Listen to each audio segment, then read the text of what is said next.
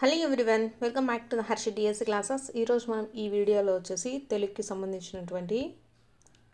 సంబంధించినటువంటి practice bits అయితే చూద్దామండి. అందులో ఫస్ట్ది వచ్చేసి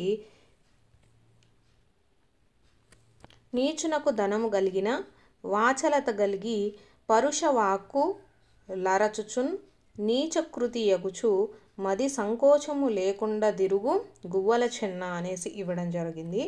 పై పద్యంలో సంకోచము అనే పదానికి అర్థము అడిగారండి. సో సంకోచము అంటే భయము, జంకు. సంకోచము అనే పదానికి అర్థం వచ్చేసి భయము, జంకు. నెక్స్ట్ క్వశ్చన్ వచ్చేసి పరుష వాక్కులు అంటే ఏంటి అనేసి ఇచ్చారు. పరుష వాక్కులు కరెక్ట్ ఆన్సర్ వచ్చేసి కఠినమైన వాక్కులండి. పరుష వాక్కులు అంటే అర్థం ఏంటి? కఠినమైన వాక్కులు. నెక్స్ట్ క్వశ్చన్ వచ్చేసి హృదయాంగమైన గద్య రచన చేయగలగడం రచయిత రచనాశక్తికి నిజంగా పరీక్షేనని చెప్పాల్సి ఉంటుంది. గద్యము కవినాం నికషం వదంతి, కవి ప్రతిభకు గద్యమే గీటురాయే అనే ప్రసిద్ధోక్తి రావడానికి ఇదే కారణమై ఉంటుంది.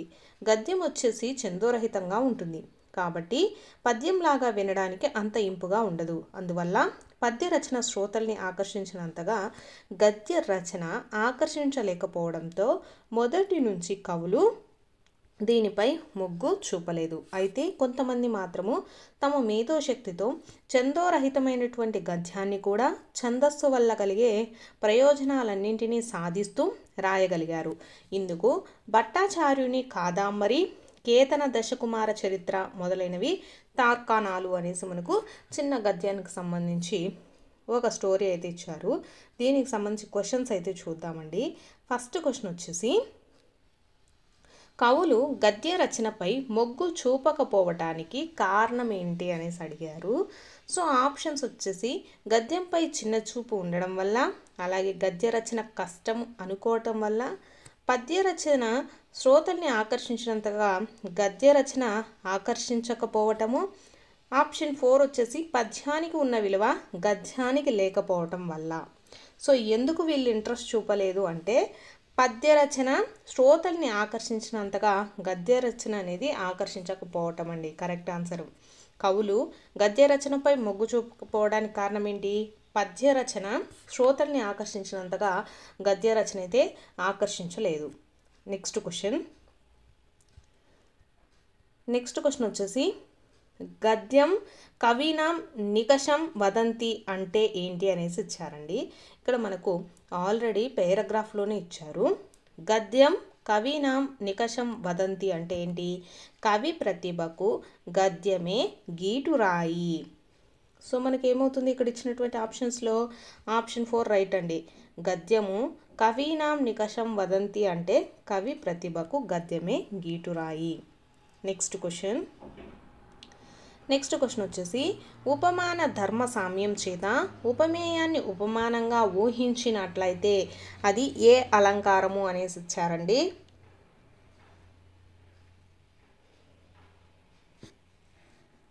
కరెక్ట్ ఆన్సర్ వచ్చేసి ఆప్షన్ 2 అండి, ఉత్ప్రేక్ష అలంకారము. ఇక్కడ ఉపమాన ధర్మ సామ్యం చేత ఉపమేయాన్ని ఉపమానంగా ఊహించినట్లయితే దాన్ని ఏమంటాము? ఊహించి చెప్తే ఉత్ప్రేక్ష అలంకారము. నెక్స్ట్ క్వశ్చన్ వచ్చేసి కేతనము, పతాకము పదాలకు సరి అయిన పర్యాయ పదం ఏది? కరెక్ట్ ఆన్సర్ వచ్చేసి జెండా అండి. జెండాకి పర్యాయ పదాలు ఏంటి? కేతనం, పతాకం. నెక్స్ట్ క్వశ్చన్ ఆచారం, సంప్రదాయం ఇతివృత్తంగా గల పాఠ్యాంశము ఏది? ఇక్కడ చూసినట్లయితే మనకు బాలచంద్రుని ప్రతిజ్ఞ, చిన్న శిశువు, కప్పతల్లి పెళ్ళి, అలాగే యథ అనే పాఠ్యాంశాలు అయితే ఇవ్వడం జరిగిందండి. సో వీటి యొక్క ఇతివృత్తాలు అన్నీ అయితే మనకు తెలిసి ఉండాలి. కరెక్ట్ ఆన్సర్ వచ్చేసి ఆప్షన్ 3 అండి, కప్పతల్లి పెళ్ళి. ఆచారము, సాంప్రదాయము ఇతివృత్తంగా గల పాఠ్యాంశం ఏది? కప్పతల్లి పెళ్ళి. నెక్స్ట్ క్వశ్చన్ వచ్చేసి పుస్తక పఠనం మనసుకు ఉల్లాసం కలిగిస్తుంది. గీత గీసిన పదానికి నానార్థ పదాలు రాయండి అనేసి ఇచ్చారు. ఉల్లాసానికి నానార్థ పదాలండి.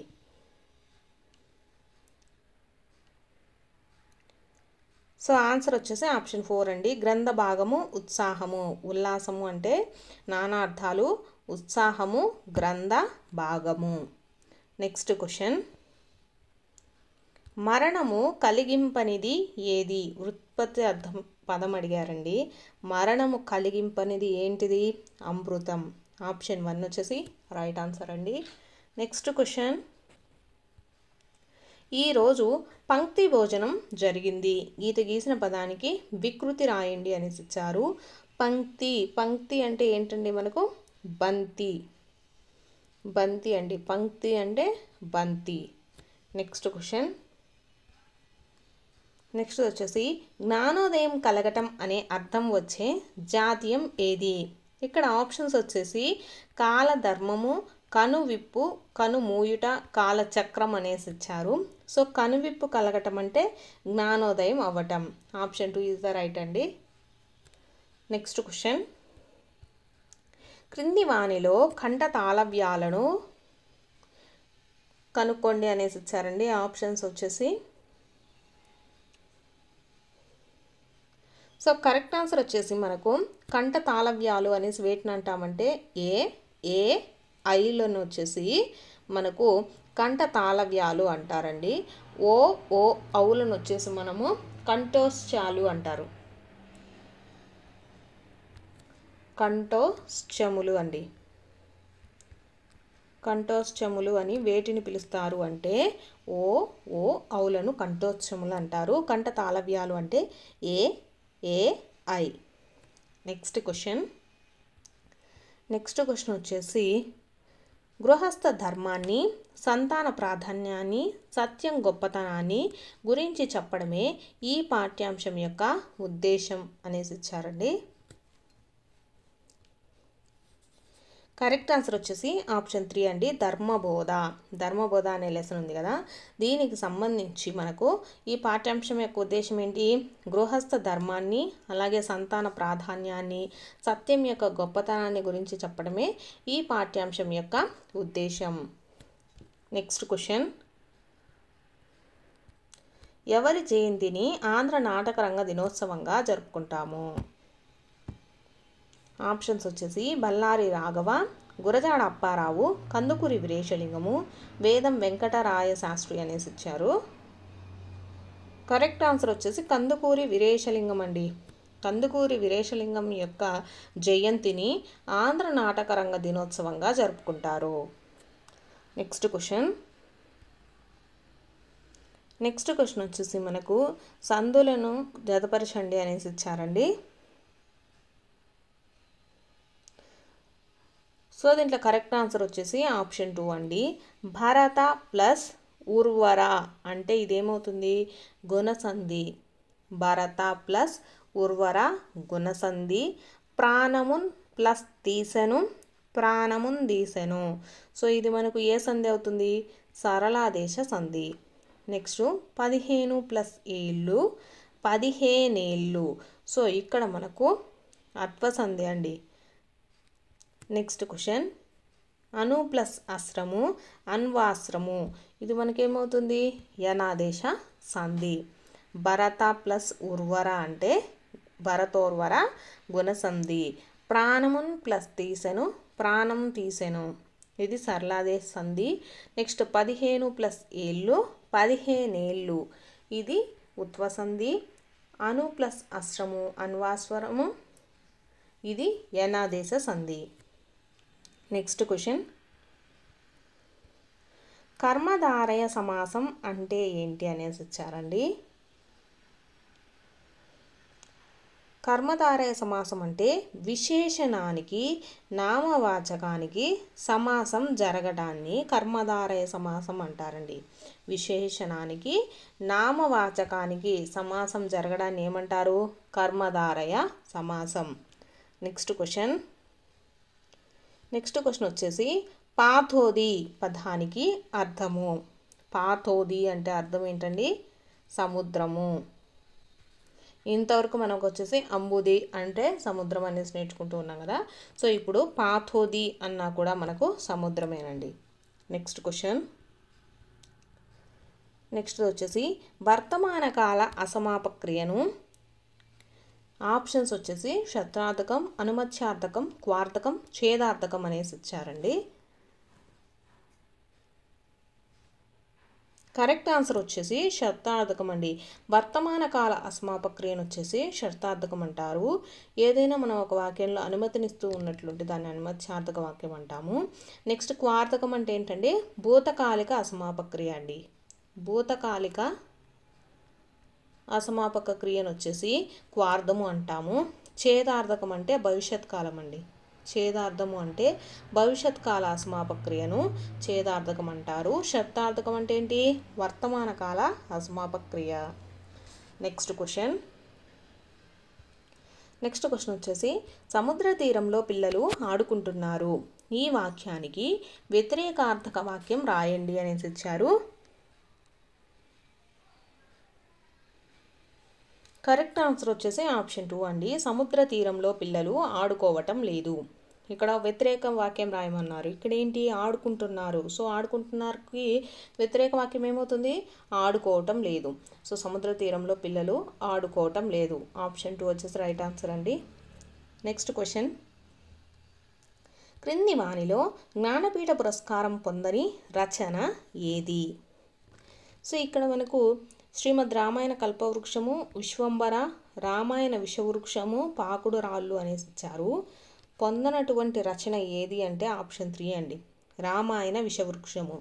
ఇక్కడ జ్ఞానపీఠ పురస్కారాన్ని పొందినటువంటి రచనలు ఏవి అంటే శ్రీమద్ రామాయణ కల్పవృక్షము, విశ్వంబర, పాకుడు రాళ్ళు. ఇలా కూడా మీకు క్వశ్చన్స్ అయితే అడిగే ఛాన్సెస్ అయితే ఉన్నాయండి.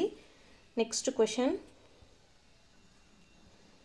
విశిష్టత కలిగిన ప్రదేశాలను సందర్శించినప్పుడు పొందిన అనుభూతిని, అనుభవాలను వర్ణనాత్మకంగా రాసే ప్రక్రియను ఏమని పిలుస్తారు అనేసి ఇచ్చారు. ఇక్కడ మనకు ఆప్షన్స్ చూసుకున్నట్లయితే ప్రబంధ రచన, యాత్రా రచన, గేయ రచన, పీఠిక అనేసి ఇచ్చారండి.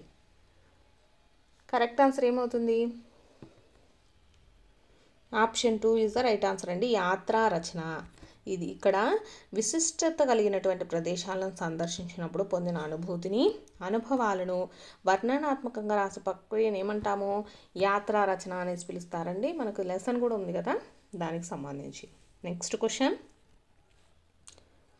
నెక్స్ట్ వచ్చేసి కొట్టరువు ఇంటి పేరుగా గల కవి ఎవరు అనేసి ఇచ్చారు.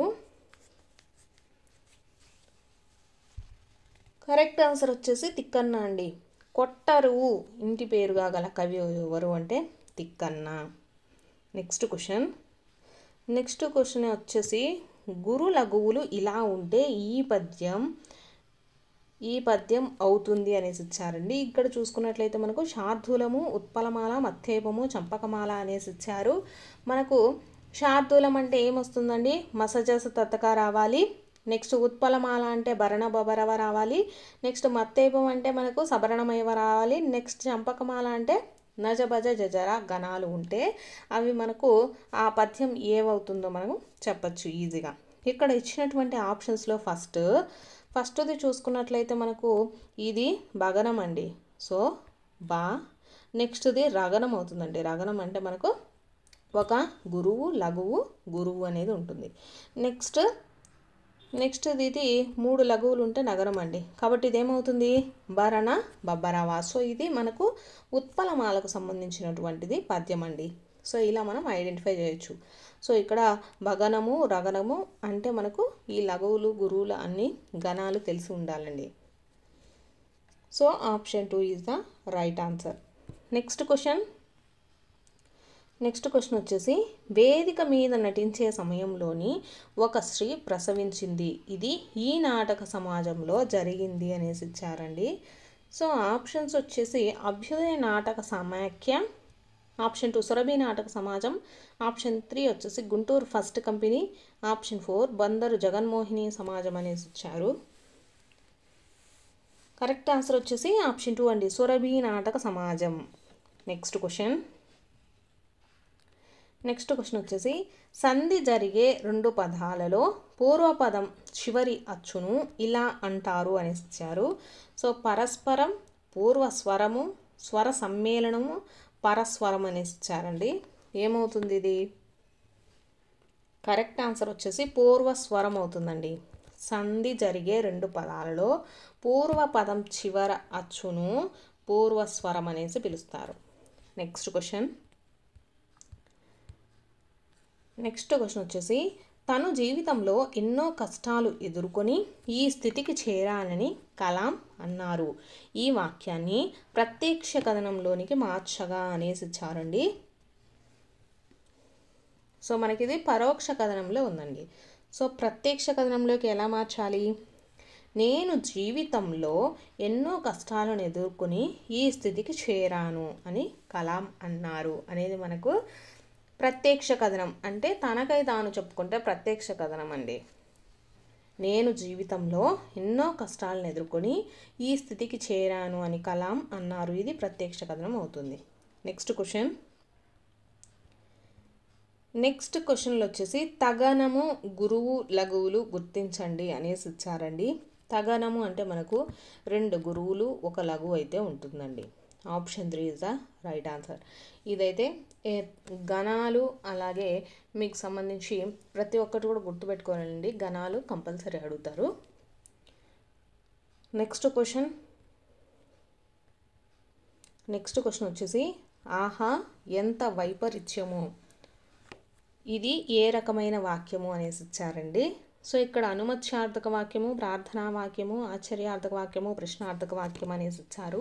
ఇవి నేను చాలాసార్లు అయితే మీకు చెప్పడం జరిగింది. ఆహాహా ఇక్కడ ఏముంది? ఆశ్చర్యార్థక వాక్యం ఉంది కాబట్టి ఇదే వాక్యం అవుతుంది, ఆశ్చర్యార్థక వాక్యము. నెక్స్ట్ క్వశ్చన్ ప్రతిజ్ఞా రచయిత ఎవరు అనేసి ఇచ్చారు. సో ప్రతిజ్ఞ రచయిత ఎవరండి? పైడిమర్రి వెంకట సుబ్బారావు. ప్రతిజ్ఞ యొక్క రచయిత ఎవరు? పైడిమర్రి వెంకట సుబ్బారావు. నెక్స్ట్ క్వశ్చన్ నీవు ఈ పని చేయకు, ఇది ఏ రకమైన వాక్యము?